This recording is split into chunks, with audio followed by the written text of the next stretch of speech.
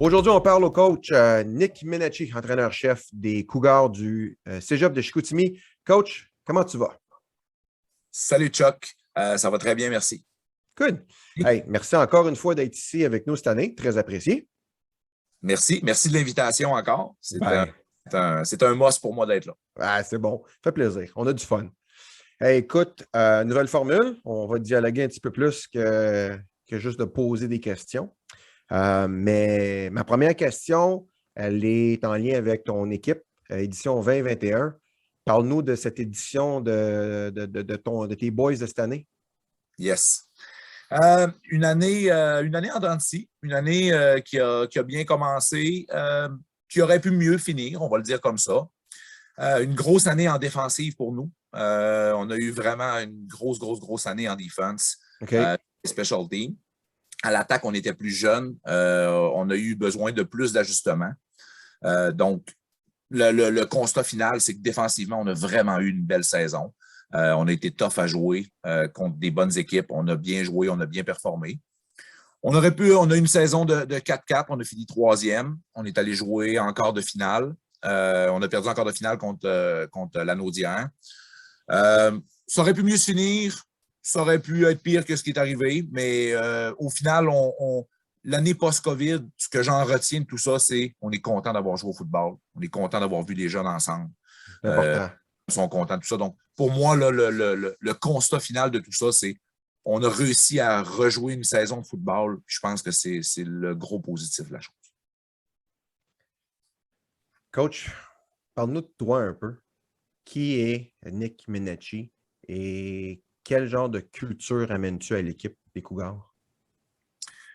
En premier, moi, ça fait 7 ans que je suis au Cégep de Chicoutimi. Je m'en vais sur ma 8e année. J'ai coaché dans les programmes des Mustangs de Dominique Racine pendant plusieurs années aussi, qui est le programme de secondaire. Secondaire dans le coin. J'ai également coaché au Cégep de Jonquière pendant quelques années. Personne de parfait, tout le monde peut faire des erreurs. Oh, oh, oh, oh! Les Ça, je dis flèches sont rien, là. lancées! Donc, je suis un coach qui care beaucoup pour ses joueurs, Ouais. qui prend beaucoup de temps pour eux, qui est présent. Autant les joueurs qui sont là en ce moment que les joueurs qui sont à l'université, qui sont rendus sur le marché du travail, qui sont rendus. Donc, j'ai une belle proximité avec mes joueurs. Je suis un coach qui est strict. Je suis un coach qui est rigoureux. Donc, on parle beaucoup on va parler de tough love. Mais vraiment, la culture que j'ai voulu amener au Cégep de Chicoutimi quand je suis arrivé là-bas, c'est de développer des étudiants athlètes. C'est un cliché, tout le monde dit ça, c'est facile à dire, mais de mettre la main à la pâte au niveau académique avec les ressources qu'on avait là, de changer des choses, d'améliorer des choses, ça, c'est l'objectif premier qu'on avait. Maintenant, on a travaillé aussi au niveau de l'entraînement physique. On a mis beaucoup de choses en place au niveau de nos infrastructures, au niveau de notre coaching staff. Donc, beaucoup de choses qui ont changé dans les dernières années. Ça fait un peu partie de la culture que j'ai voulu mettre en place. La culture de ce que je n'ai pas eu à l'époque, j'aimerais ça l'avoir aujourd'hui pour nos jeunes. Donc, un encadrement suivi.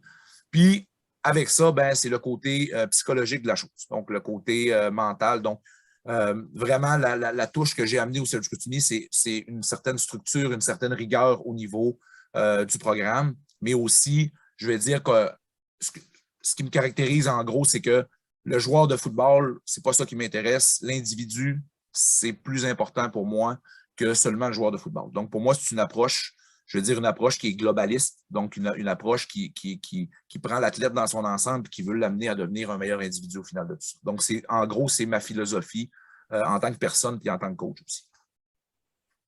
On parlait institutionnel maintenant. L'an passé, tu parlais, puis là, je ne veux pas te mettre sur la sellette, là, j'espère que c'est encore valide. L'année passée, tu parlais de programmes académiques spécifiques à Chicoutimi, et même qu'il y en avait qui étaient uniques parce qu'ils étaient associés ou ils venaient peut-être avec une bourse d'études. Est-ce que c'est encore le cas? Puis si oui, de quel programme qu'on parle, là, en particulier chez vous au Cégep à Chicoutimi? Dans le fond, comment ça fonctionne? Nous, il y a différents programmes. Il y a la bourse qu'on appelle la bourse carte blanche, qui est une bourse qui est. Il y a plusieurs programmes qui sont dans ça. mais ce n'est pas accessible à tout le monde. Je vais prendre un exemple. Un jeune qui serait sur le territoire, je vais dire, de la Beauce, qui aurait le programme, il voudrait venir chez nous, puis le programme de génie civil, technique de génie civil, se donne chez nous. Donc, le jeune veut venir et il voit que le programme carte blanche. Donc, il dit, ben moi, je vais avoir une bourse à Chicoutimi. C'est pas comme ça que ça marche. Pour avoir accès à une bourse carte blanche, il faut aller dans un programme d'études qui ne se donne pas dans ta région à toi. Donc, je prends l'exemple d'un jeune, je vais dire des Laurentides ou quelque chose comme ça, qui voudrait faire un cours au hasard comme ça d'ambulancier. Si ça ne se donne pas sur son territoire, ben, il fait une demande au cégep de Chicoutimi. En plus de faire sa demande, il va pouvoir faire une demande de bourse qui est une bourse carte blanche. Donc, qui permet d'avoir un petit coup de pouce pour venir s'installer ici en région. Parce que les régions, ben, à travers le temps, on a perdu des joueurs, on perd des étudiants vers les grands centres. Donc, c'était une mesure, ça s'appelle les bourses carte blanche. Tout est sur le site du cégep. Ce n'est pas une mesure qui est faite par l'équipe de football, c'est une mesure qui appartient au cégep, qui est vraiment pour amener des joueurs de partout au Québec, dans le fond, à venir dans nos programmes chez nous pour nos programmes bien précis. Là. Donc, c'est quand même la plupart de nos programmes techniques. OK. Donc, ceux qui vont se relocaliser par chez vous, peux-tu décrire peut-être d'une part les installations et la vie étudiante, et puis en second lieu, décris-nous la région, les habitants, les services auxquels les kids ont accès. Yes. Donc, moi, ce que j'aime beaucoup de l'offre qu'on a au cégep de Chicoutimi, ça pourrait paraître bizarre que je dise que j'aime pas ça, mais bon. Ce que j'aime de ça, c'est que directement, nous, on va chercher des joueurs de l'extérieur. On a une quarantaine de gars qui sont en résidence. Ça veut dire que c'est plus de 40 joueurs qui viennent de l'extérieur de ma région. Pour réussir à manager tout ça, ça prend une structure, puis ça prend une équipe en arrière de ça qui est bien loin de moi, qui est les résidences, qui est tout ce qui vient avec ça aussi. Ouais. Nos résidences sont directement à l'intérieur du cégep. Donc, moi, le jeune, il reste au 4e étage, puis mon bureau, il est en dessous au 3e étage. La salle d'études est au 3e étage. Le chilling room, où on a mis une télé, des tables, une imprimante pour faire imprimer leurs travaux d'école, des projecteurs pour pouvoir faire du foot, connectés sur Odor avec des ordinateurs. Donc, on les a fait un endroit, comme je disais tantôt, on les a fait un endroit où, ce que moi, j'aurais aimé avoir comme joueur à l'époque, un endroit où ils peuvent se réunir, où ils peuvent passer du temps. Une salle d'études qui est là, où ils peuvent aller faire leurs devoirs jusqu'à minuit le soir, 11h30. Ils peuvent aller faire du vidéo, ils peuvent s'installer, il y a des tables. Il y a une cuisine au 3e étage. Donc, les gars sont dans un environnement. J'arrête pas de dire, bientôt, je veux me construire une épicerie à l'intérieur, comme ça, les gars, ils n'auront plus besoin de sortir. Donc, je veux avoir les gars à l'intérieur le plus possible. Qu'est-ce qui est attrayant pour les gens, c'est que j'ai des parents qui laissent partir leurs jeunes qui veulent vivre de leurs propres ailes, qui veulent partir. Et ils arrivent à Chicoutimi, c'est l'entre-deux. C'est comme un appartement, tu vis dans ta chambre avec les autres joueurs de foot, sur le même étage que les autres joueurs de foot. Mm-hmm. Donc, les gars, ils viennent à deux. Des fois, ils disent « Ah, moi, j'aurais aimé ça partir en appartement avec un de mes amis. » Pas besoin, tu peux venir en résidence, vous allez être porte à porte. Donc, vous êtes à côté. Vous n'aurez pas tout le désagrément de l'extérieur. Moins 25 l'hiver, pas besoin de mettre les gars en claquettes, chaussettes, t-shirt, let's go, ils s'en vont en classe. Le matin à 6h30 pour les entraînements, pour les courses, sont directement à l'intérieur du cégep. Donc, salle de musculation sur place. Les gars, ils s'entraînent gratuitement. Ils ont des programmes d'entraînement. Ils ont tout ce qui vient avec, les courses, les cours. Donc, nous, ce qu'on dit aux gens, puis ce qu'on dit aux parents souvent, c'est le matin, toi, pour l'école, tu prends l'autobus, ça te prend 20 minutes d'y aller, manger le matin, tout ce qui vient avec, tout ça. Le retour sur l'heure du midi, tu reviens, tu perds 1h30, tu perds 2 heures dans les transports. En étant à Chicoutimi, ces 2 heures-là, c'est 2 heures que tu vas utiliser dans tes devoirs. C'est pas le meilleur des deux mondes, ça? Bon, ben c'est ça. Donc, nous, on a voulu offrir cette offre-là. Donc, les jeunes dorment dans le cégep, sont là, la muscu, les salles de meeting. Juste en haut du cégep, il y a l'université, à moins d'1 minute. Donc, tu es vraiment sur un campus étudiant. Wow. Notre terrain de football est sur l'université. Donc, on a des étudiants de l'université, des étudiants du cégep qui sont là. C'est vraiment un campus étudiant qui est vraiment incroyable. pour un jeune qui vient de l'extérieur. Pour les jeunes qui viennent d'ici, les jeunes de la région, bien, eux, ils connaissent un peu les installations. Ils ont accès aux mêmes installations que les autres, les salles d'études, les chilling spots et tout ça. Mais eux, ils sont déjà dans leur région. Dans leur région qui est magnifique, soit dit en passant, qui est une région, moi, je suis originaire d'ici. C'est la nature à 2 minutes, 3 minutes. C'est le Grand Centre, c'est une des plus grosses villes au Québec. Donc, on est, si je ne me trompe pas, la 7e plus grosse ville au Québec. Donc, on a des habitants, c'est quand même assez gros. C'est pas un coin de rang.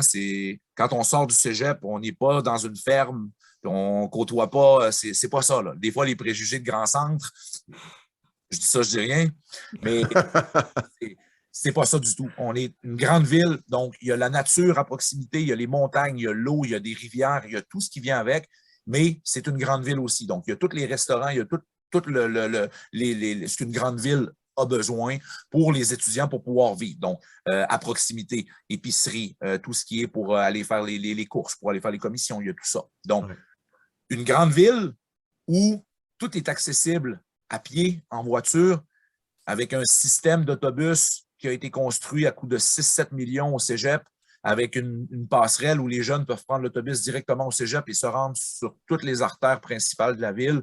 Donc, Chicoutimi, c'est vraiment une ville étudiante. C'est vraiment une ville qui est faite pour ça. Puis en plus de ça, cégep juste de l'autre côté, l'hôpital de Chicoutimi, le centre de traumatologie. Donc, dès qu'on a quoi que ce soit, on est à proximité avec eux. On a vraiment un beau lien. Donc, on est vraiment bien situé. On est dans un endroit qui est vraiment bien. Notre chambre de football est directement à l'université, sous les gradins, directement. Donc, nous, on sort de la chambre et on monte par un petit escalier puis on arrive directement. Donc, 1000 personnes. Ben, cette année, je vais dire 400 personnes. 400 personnes qui écrivent, qui sont là. Donc, pour les jeunes, c'est vraiment un endroit qui est le fun.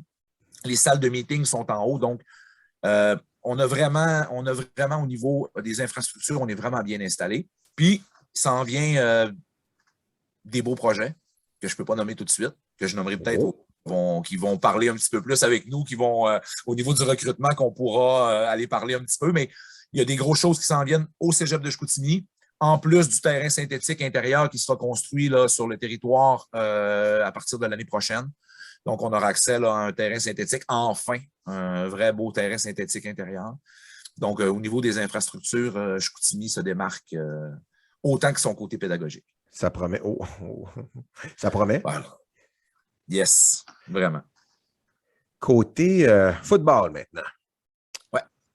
Décris-nous ta philosophie de recrutement. Il y a des bons joueurs de football partout au Québec. Il y a des joueurs qui jouent à 9. Il y a des joueurs qui jouent à 8. Il y a des joueurs qui jouent à 12. Il y a des joueurs qui jouent en D4, D3, D2, D1. Il y a des bons joueurs de football partout. Ma philosophie de recrutement est celle-là. Quand tu rentres dans un grand magasin, tu veux aller t'acheter un beau vêtement, il y a des jeunes qui choisissent d'aller dans le rack en arrière avec toutes les autres chandails. Mais il y en a qui décident de shiner. Il y en a qui décident qu'ils veulent être dans la vitre quand tu arrives. Que c'est le premier chandail que tu vois, c'est celui. Donc, mon exemple s'en va où? C'est qu'un gars qui est en D1 ou un gars qui est en D2, qui s'en va dans un programme où il sera un 72e joueur à sa première année, un 68e à sa deuxième, puis qui pourra potentiellement faire partie des 55, donc dans le rack de chandail en arrière, à sa troisième année, ça appartient à chacun des jeunes. Moi, ce que je dis aux jeunes, c'est viens shiner à Chicoutimi. Viens, on va te mettre dans la vitre. Ici, tu auras l'exposure que tu auras besoin si jamais tu veux jouer à l'université. Parce que là, on nous dit, tu ne joueras pas à l'université si tu vas en Détroit. Mon expérience des 7 dernières années nous prouve que c'est complètement faux. Les 2 dernières recrues de l'année non plus, là. On peut juste regarder le joueur par excellence offensive là, qui joue pour Concordia d'un programme que je ne nommerai pas pour ne pas leur faire de publicité. C'est pas vrai, c'est des blagues. Olivier Roy de la Pocatière. La Pocatière, oui. Il y a 2 ans, Jeremy Murphy, Jean-William Rouleau, c'est des gars qui arrivent de la Détroit. Donc, des bons athlètes, il y en a dans n'importe quel programme. Moi, j'ai sorti un joueur de Maniwaki, des joueurs de Rouyn-Noranda, des joueurs de n'importe où. Il y a des bons joueurs partout. Maintenant, il faut se promener. Puis ma philosophie, elle s'appelle Paulin Godreau. Paulin Godreau, mon recruteur, qui fait le tour du Québec depuis déjà des semaines, des mois. Je le sais, je l'ai vu. Partout. Tout le monde le voit partout. Tout le monde le sait qu'il est là. On a un ajout de taille, rien à voir avec son poids. Je parle vraiment de ses compétences. Paulin, c'est un recruteur qui est vraiment humain. Donc, notre philosophie de recrutement, c'est vraiment d'aller chercher des joueurs, peu importe où ils sont, d'aller chercher les meilleurs joueurs possibles et de donner la chance à des joueurs qui n'auraient peut-être pas l'occasion de se faire valoir dans un autre programme ou ailleurs.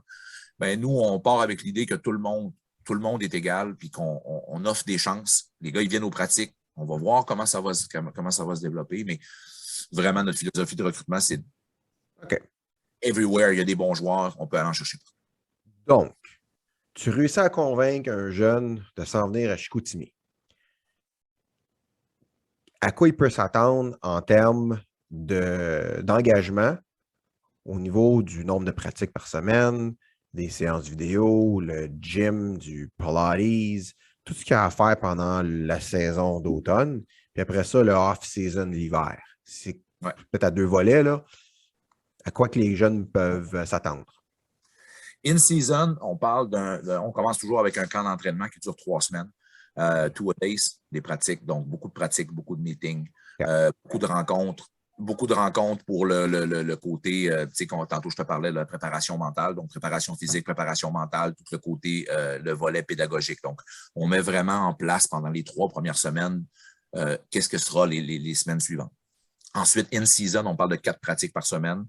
4 pratiques par semaine qui peuvent se rajouter avec un stretching, du vidéo. Donc, à chaque jour, il y a du vidéo, il y a des meetings vidéo à chaque jour. Donc, nous, les jeunes commencent à 5 heures avec nous et ils finissent à 9h30, souvent le soir. 9h30, ça, c'est en semaine. Donc, 4 pratiques par semaine. On joue le fin de semaine. Pendant la saison, on a un programme de in-season workout où les gars s'entraînent, font un maintien au niveau de l'entraînement. Dans la salle d'entraînement, ils font ce qu'ils ont à faire, ils font le nécessaire pour se garder en forme. Et on rajoute à ça des périodes en saison où les gars vont se rouler, là, où les gars vont faire un peu plus là, de réhabilitation pour être le plus prêt possible pour la semaine qui s'en va. Okay. Ça, c'est plus en saison. On joue presque tous les week-ends. On joue un match chaque les week-ends. On a un bye week et tout ça. Et off-season, c'est là que c'est le gros du travail va se faire. C'est que nous, on a notre préparateur physique, Martin Bergeron, qui est reconnu au Canada, est vraiment un gars qui travaille avec différents athlètes de partout, qui s'occupe des programmes d'entraînement. On a des coachs qui sont à l'intérieur, on a des préparateurs physiques qui vont être à l'intérieur du cégep pour travailler directement avec les jeunes dans la salle, pour être avec eux, au niveau pliométrie, au niveau, nous, quand on parle de Détroit, souvent, les jeunes, quand ils arrivent, on ne peut pas prendre pour acquis que tout le monde sait s'entraîner. Donc, on doit vraiment faire un retour sur l'acquisition des mouvements. Donc, on a beaucoup une phase d'éducation. On a une phase où le jeune qui arrive et qui est très stressé d'aller au collégial en disant « moi, je ne sais pas faire ça, je ne me suis jamais entraîné ». Nous, on peut prendre le temps de lui montrer comment le faire. On a des jeunes qui sont arrivés à 0 sur la barre qui, aujourd'hui, font des choses incroyables. Donc, off-season, on parle de 4 musculations, 3 obligatoires, une qui est optionnelle et 2 courses. 2 courses qui sont le matin, de 6h45 à 7h45 le matin avant les cours. Donc, 2 courses pendant l'hiver.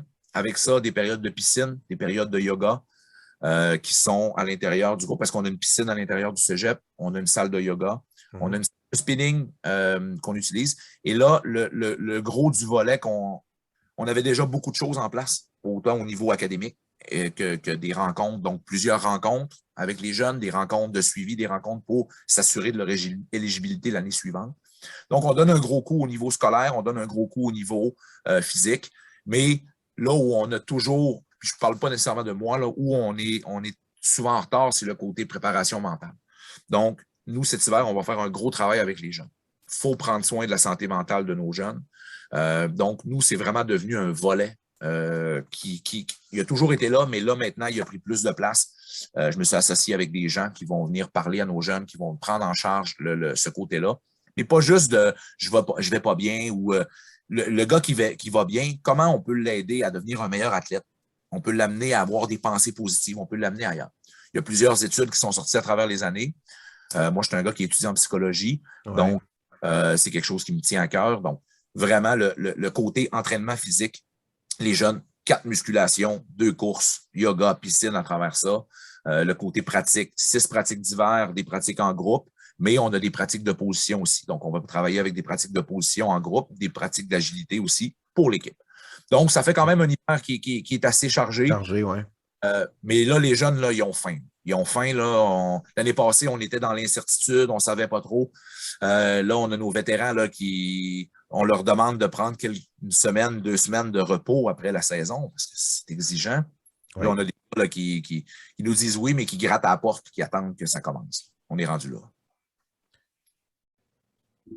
Comme message de fin, coach, aux jeunes finissants qui vont se faire contacter à partir du 22 novembre, qu'est-ce que tu voudrais leur laisser comme conseil?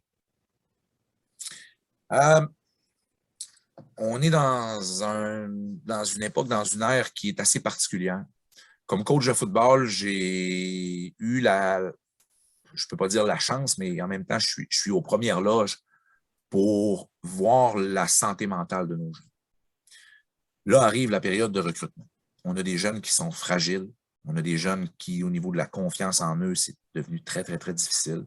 On a des jeunes qui, au niveau de la motivation, c'est très difficile, qui vont recevoir 27 messages Facebook, 19 appels, 26 emails dans la première semaine. Moi, le meilleur conseil que je peux leur dire, là, c'est votre santé mentale, vous en avez seulement une. On se blesse à la cheville, on n'a pas de problème à dire à notre père « Hey, papa, je me suis blessé à la cheville. Je me suis blessé à la cheville, j'ai besoin d'aller voir un physio. » C'est logique, c'est clair. Oui. Tout le monde est à l'aise de parler de ses douleurs physiques sans problème. Par contre, lequel jeune vient cogner à la porte et il dit « Hey, moi, là, psychologiquement, coach, aujourd'hui, je ne vais pas bien.